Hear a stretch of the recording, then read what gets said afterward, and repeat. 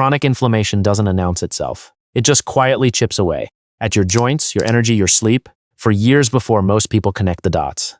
And if you're over 60, there's a good chance it's already affecting you more than you realize. You might wake up and need a few minutes just to get moving. That stiffness in your hands when you reach for the coffee mug. That ache in your knees going down the stairs, the one you've just started accepting as part of getting older. Here's the thing, though. It doesn't have to be. Research coming out of some of the most respected medical institutions in the world, the Mayo Clinic, Johns Hopkins, even the National Institutes of Health, is pointing to something that honestly changes how we should think about aging. The food on your plate has a direct measurable effect on the inflammation happening inside your body right now, not someday. Now, in the next few minutes, I want to walk you through 5 specific foods that research suggests can make a real difference in how your body manages inflammation, especially if you're in your 60s or beyond. These aren't exotic supplements or hard-to-find ingredients.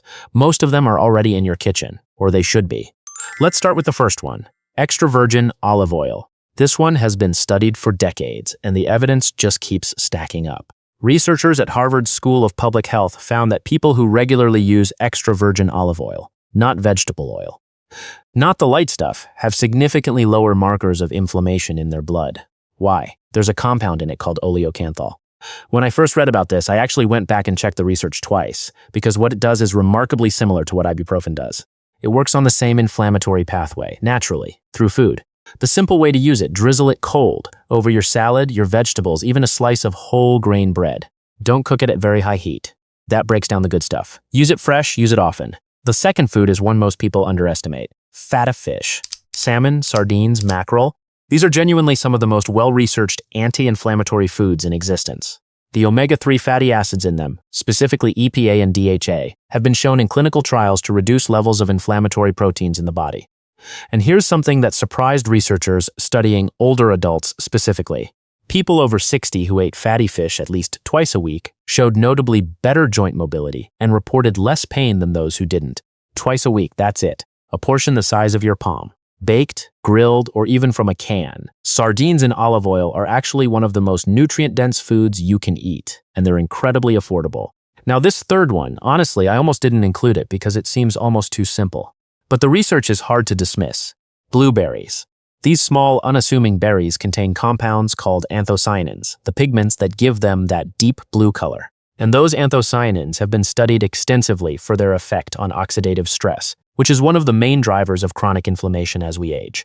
A study published in the Journal of Nutrition found that older adults who ate a cup of blueberries daily for 6 months saw measurable improvements in certain markers of vascular inflammation. Fresh, frozen, doesn't matter. Frozen blueberries actually retain their anthocyanin content beautifully. Toss them in your morning oatmeal. Blend them into a smoothie. Eat them by the handful.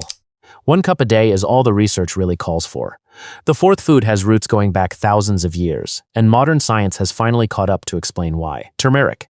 The active compound in turmeric is curcumin, and it has been one of the most studied natural anti-inflammatory compounds in recent medical literature. Researchers at Johns Hopkins have looked at curcumin's effects on inflammatory pathways in the body, and the results are consistently interesting. But, and this is worth knowing, curcumin on its own is actually poorly absorbed by the body. Here's the trick that changes everything. Add a pinch of black pepper when you use it.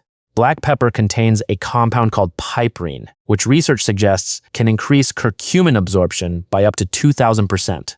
Stir turmeric and black pepper into warm milk, into soups, into scrambled eggs, into rice. It has a mild, slightly earthy flavor that blends easily. And combined with the olive oil we talked about earlier, both fat-soluble compounds, the absorption improves even further. And the last one on this list, this is the one I want you to really pay attention to, because most people completely overlook it, even though the evidence behind it is some of the strongest we have. Leafy greens, specifically spinach, kale, Swiss chard, and collard greens.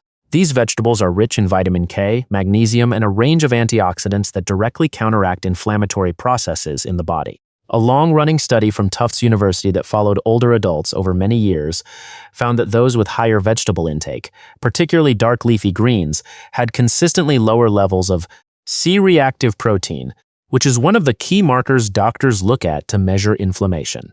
You don't need a complicated recipe. Sauté a handful of spinach in olive oil. There's that olive oil again, with a little garlic. That's it. 2 ingredients, 5 minutes.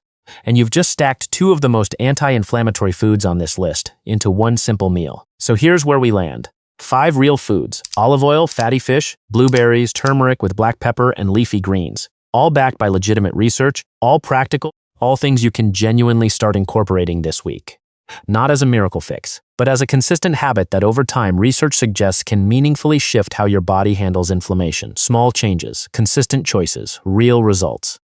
And of course, if you're managing any health conditions or taking medications, it's always worth a quick conversation with your doctor before making changes to your diet. That's just good sense. Next, there's one common evening habit that researchers are now linking directly to disrupted sleep and increased inflammation in adults over 60. Most people do it every single night without giving it a second thought. If this video gave you something useful, hitting subscribe means you won't miss that one, or anything else we put out. Thanks for watching.